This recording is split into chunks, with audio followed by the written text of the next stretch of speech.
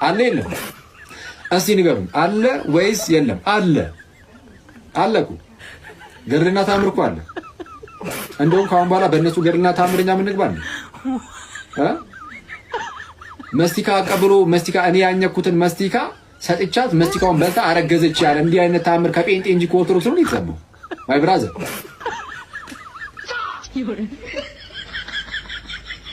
ላቡን የጠረገበትን ሶፍት በልቼው አጋሳኝ። እንዲህ አይነት ተአምር የተሰማው ተአምር ገድል ተአምር የለም እናንተ ጋር። ልዩነቱ ምንድን ነው? የእኛና የእናንተ እኛ ጋር ተጽፏል፣ እናንተ ጋር በቪዲዮ ነው ያለው። ያው ዘመኑ ለቪዲዮ ይቀርባል። አሁን ቪዲዮ ባይኖር ኖሮ እንደዚህ አይነት ምስክርነቶችን ከተባችሁ ታስቀምጡት ነበር። አሁን ግን ቪዲዮ ስላለ ከመከተብ ይልቅ በቪዲዮ ይጣል።